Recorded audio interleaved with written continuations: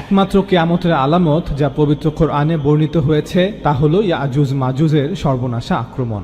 অর্থাৎ কিয়ামতের পূর্বে এমন একটি সময় আসবে যখন ইয়াজুজ মাজুজরা হবে পৃথিবীর একমাত্র পরাশক্তি, পুরো দুনিয়াকে তারাই শাসন করবে। আল্লাহ তাআলা বলেন, যেসব জনপদকে আমি ধ্বংস করেছি তার অধিবাসীদের ফিরে না আসা অবধারিত যতক্ষণ না সেই সময় আসে যখন ইয়াজুজ মাজুজকে ছেড়ে দেওয়া হবে, আর তারা প্রতিটি উঁচু স্থান থেকে আক্রমণ শুরু করবে। অর্থাৎ তাদের এই আক্রমণ হবে বিশ্বব্যাপী, আর কিয়ামত দিবসের সত্য প্রতিশ্রুত সময় নিকটবর্তী হবে। অকস্মা অবিশ্বাসীদের চক্ষু স্থির হয়ে যাবে, তারা বলবে, হায় দুর্ভোগ আমাদের, আমরা তো কিয়ামতের বিষয়ে ছিলাম উদাসীন, বরং আমরা তো ছিলাম জালেম। সূরা আম্বিয়া আয়াত 95 থেকে 97। এই আয়াতগুলো থেকে এটা স্পষ্ট যে কিয়ামতের সর্বশেষ আলামত হচ্ছে বিশ্বজুড়ে ইয়াজুজ মাজুজের সর্বগ্রাসী নিয়ন্ত্রণ। কিয়ামতের পূর্বে তারাই হবে পৃথিবীর সবচেয়ে শক্তিধর শক্তি। বিশ্বজুড়ে তাদের এই শাসনকে চ্যালেঞ্জ করার মতো কোনো শক্তি থাকবে না।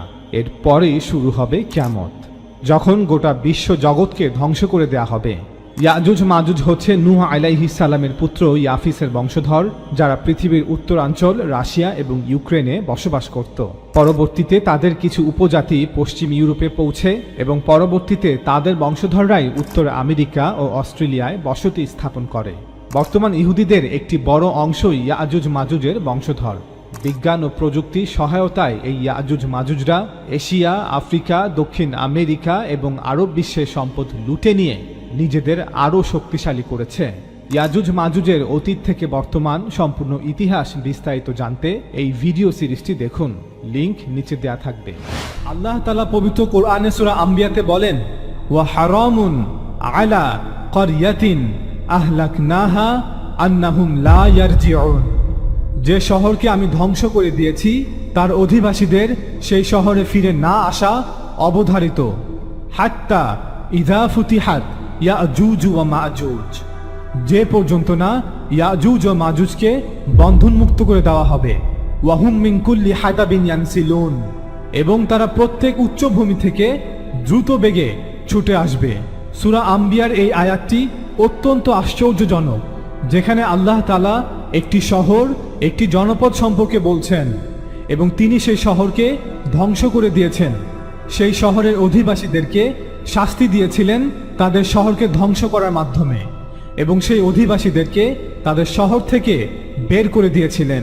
ওয়াহুম মিন কুল্লি হাদাবিন ইয়ানসিলুন, সেই শহরের উপর নিষেধাজ্ঞা জারি করেছিলেন তার অধিবাসীদের জন্য যে তারা আর তাদের শহরে ফিরে আসতে পারবে না, এই দাবি নিয়ে যে এটা তাদের শহর। আন্নাহুম লা ইয়ারজিউন, তারা চিরস্থায়ীভাবে বহিষ্কৃত।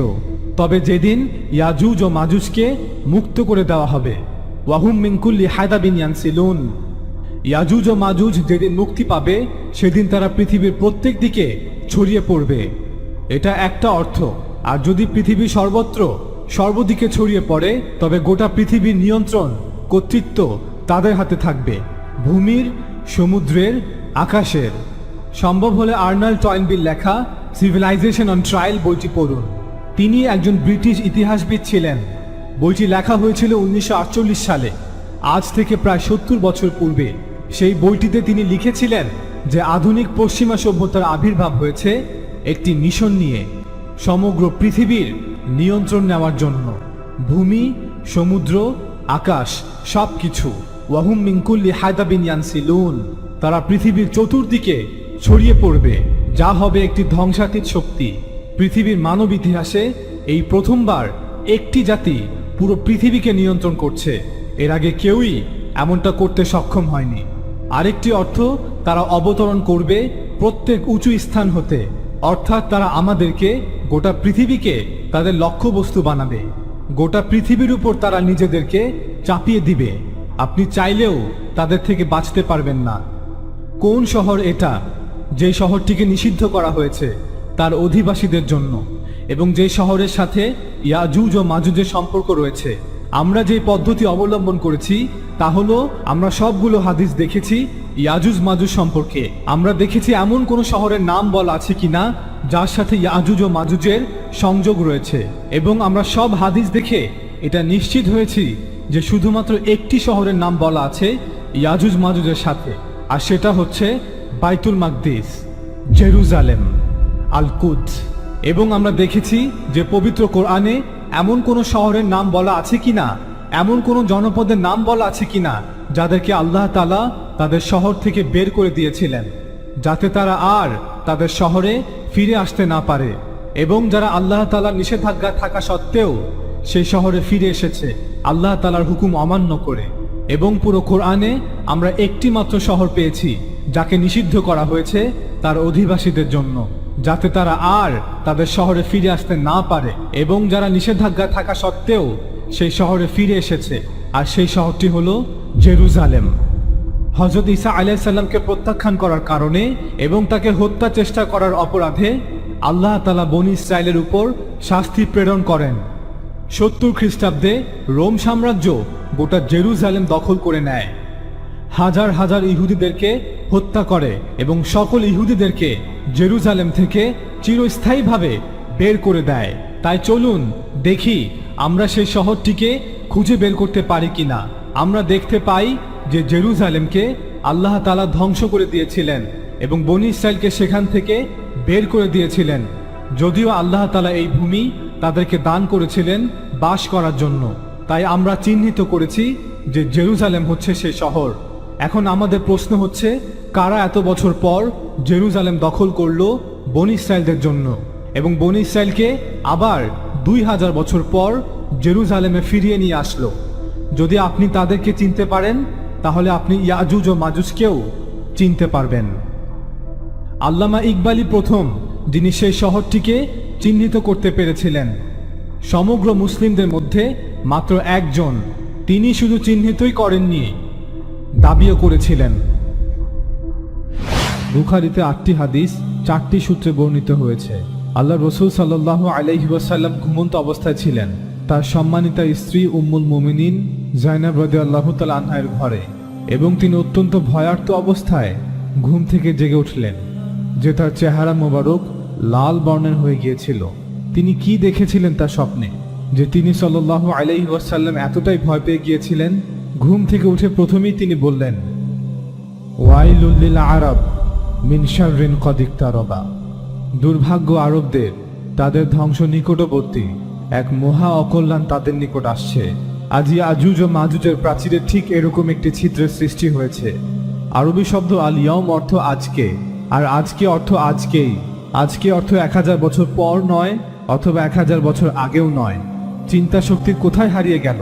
তিনি সাল্লাল্লাহু আলাইহি ওয়াসাল্লাম বলেছেন, আজকে ইয়াজুজ ও মাজুজের প্রাচীরে ঠিক এরকম একটি ছিদ্রের সৃষ্টি হয়েছে।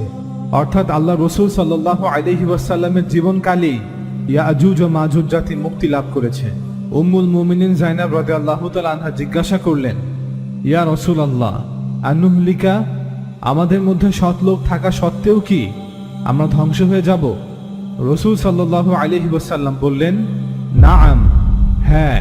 তারপর তিনি সাল্লাল্লাহু আলাইহি ওয়াসাল্লাম বলেন, ইযা কাসুরাল খাবাস, যখন খবিস লোকদের সংখ্যা অর্থাৎ অসৎ লোকদের সংখ্যা বৃদ্ধি পাবে, তখন আরবরা ঠিকই ধ্বংস হয়ে যাবে।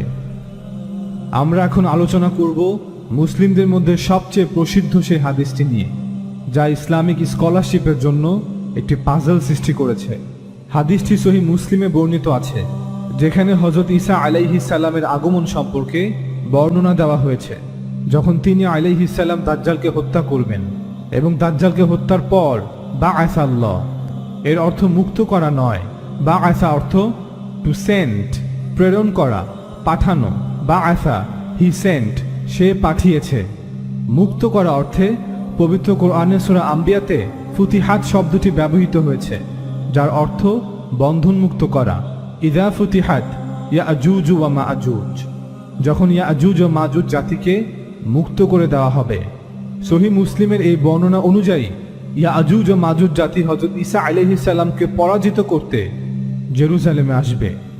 এই হাদিসে প্রাচীর ভাঙার কথা বলা হয়নি, অর্থাৎ ঈসা আলাইহিস সালামকে আক্রমণের উদ্দেশ্যে ইয়াজুজ ও মাজুজের এই আগমন বাঁধ ভাঙার অনেক পরেও হতে পারে, অর্থাৎ প্রাচীর অনেক আগেই ভেঙে গেছে, এখন তারা চূড়ান্তভাবে আক্রমণ করার জন্য আসছে। শুধুমাত্র এই হাদিসটির কারণেই অনেকে বলে থাকেন, এখান থেকে বোঝা যায় যে ইয়াজুজ ও মাজুজের প্রাচীর তখনই ভাঙবে এবং তারা তখনই বাইরে বেরিয়ে আসবে।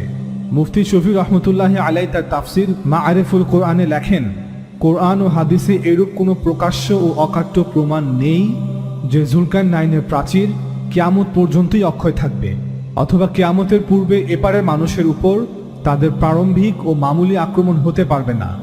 দ্বিতীয়ত, যদি ইয়াজুজ ও মাজুজ দাজ্জাল হত্যার আগ পর্যন্ত প্রাচীরের ওপারে বন্দী থাকে, তাহলে তাদের তো ওই সময়ের সমাজ সভ্যতা সম্পর্কে জানার কথা না। ঈসা আলাইহিস সালামকে, ইমাম মাহদীকে, মুসলিম কারা, ইহুদি কারা জানার কথা না। দাজ্জালের সাথে ঈসা আলাইহিস সালামের বিরোধ, দাজ্জালকে হত্যা, ইসরায়েল ভূখণ্ড আবার মুসলিমদের পুনঃদখল, এবং ঠিক যখন মুসলিমরা দীর্ঘ একটি সময় পর হযরত ঈসা আলাইহিস সালামের নেতৃত্বে জেরুজালেমে বিজয় লাভ করতে যাচ্ছে, ঠিক তখনই কেন ইয়াজুজ ও মাজুজরা পশ্চিমা বিশ্ব, ইউরোপ, এশিয়ার সকল দেশ ছেড়ে মুসলিমদের লক্ষ্য করে আক্রমণ করতে আসবে? জাতিভেদ, পরিবর্তিত সমাজ, পথঘাট সম্পর্কে অজ্ঞ ইয়াজুজ মাজুজ কেন মুসলিম জাতি, মুসলিম ভূখণ্ড, আরব বিশ্ব, জেরুজালেমকেই বেছে নিল? অথচ মুসলিমদের তো নতুন করে হারাবার কিছুই নেই, তারা তো যা হারাবার সব আগেই হারিয়েছে। যে জাতি গোটা দুনিয়াকে শত বছরের মধ্যে বিজয় করে সবাইকে তাক লাগিয়ে দিয়েছিল, যারা গোটা মানব সভ্যতাকে নতুন আঙ্গিকে পথ দেখিয়েছিল, আজ তাদেরকে শাসন আর শোষণ করছে অন্য জাতিগোষ্ঠী। পুরো ঘটনাটাই যেন পরিকল্পিত, লক্ষ্য নির্ধারিত একটি প্রচেষ্টা।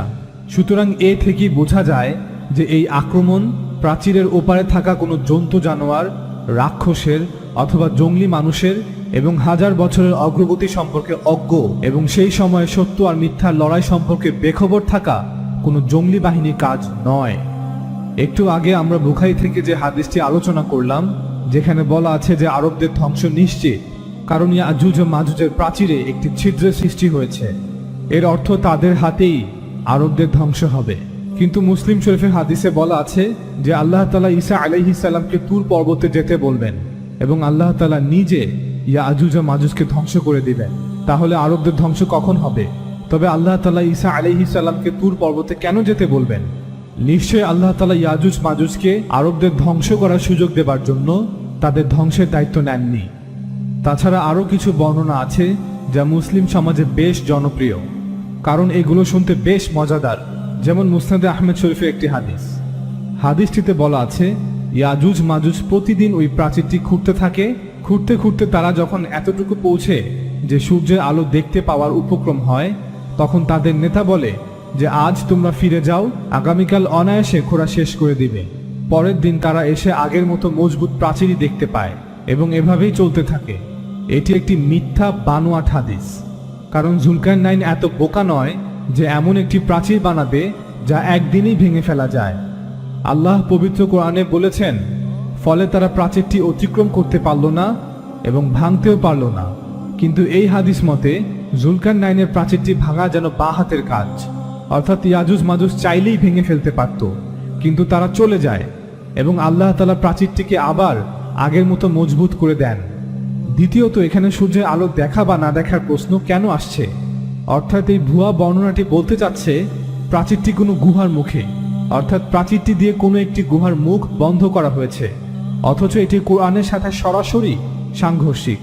পবিত্র কোরআনে বলা আছে বাইনা সাদ্দাইন, অর্থাৎ কোনো গুহা নয় বরং একটি গিরিপথের মাঝখানে প্রাচীরটি নির্মাণ করা হয়েছে, এবং প্রাচীরটি নির্মাণ করা হয়েছে গিরিপথটিকে বন্ধ করে দেওয়ার জন্য, যাতে ইয়াজুজ ও মাজুজ জাতি এই গিরিপথ ব্যবহার করে দক্ষিণের অঞ্চলগুলোতে আসতে না পারে।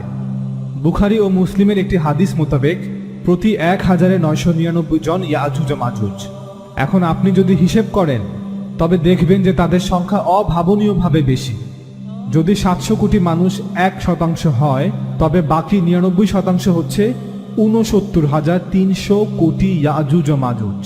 কিন্তু হাদিস মোতাবেক ইয়াজুজ ও মাজুজ 99% নয়, বরং 99.99%। 100 জনে একজন 1%, আর 1000 জনে একজন 0.1%। তাহলে ইয়াজুজ ও মাজুজের সংখ্যা কত হয় তা আপনারাই অঙ্ক কষে দেখে নেবেন।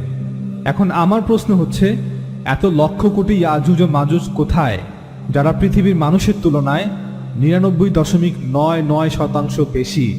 যারা এ ধরনের রূপকথার গল্প বিশ্বাস করতে চান তারা অবশ্যই স্বাধীন, যা তারা বিশ্বাস করতে চায়। তবে দয়া করে আপনাদের এই রূপকথার গল্প পবিত্র কোরআনের উপর চাপিয়ে দিবেন না। আরেকটি হাদিসে আছে যে আল্লাহ রসুল সাল্লাল্লাহু আলাইহি ওয়াসাল্লাম বলেছেন, ইয়াজুজ ও মাজুজ বন্ধনমুক্ত হওয়ার পরও হজ ও উমরা অব্যাহত থাকবে। আমি যতটুকু লেখাপড়া করেছি তাতে অব্যাহত অর্থ কমপক্ষে ৩-৪ বছর বা ২-৩ বছর।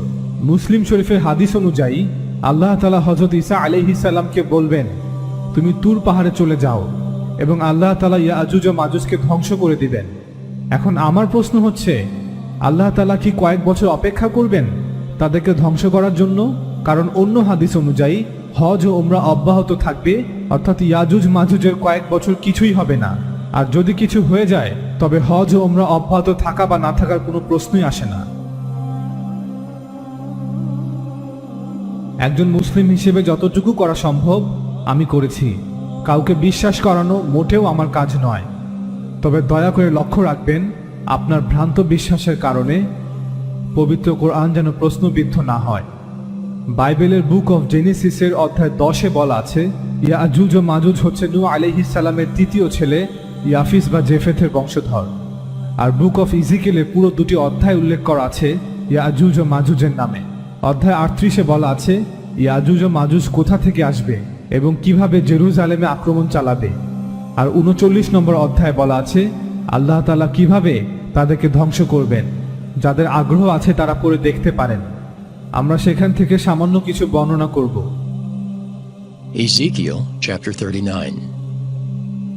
Therefore, thou son of man, prophesy against Gog, and say, Thus saith the Lord God, Behold, I am against thee, O Gog, the chief prince of Meshech and Tubal. Thou shalt fall upon the mountains of Israel, thou and all thy bands and the people that is with thee.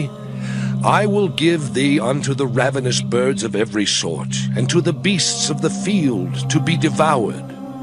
Thou shalt fall upon the open field, for I have spoken it, saith the Lord God. মাজুজের বিরুদ্ধে বার্তা। প্রভুর এই বাক্য আমি হিজকিলের কাছে এলো, হে মনুষ্য সন্তান, মাজুজের দেশে ইয়াজুজের দিকে দেখো।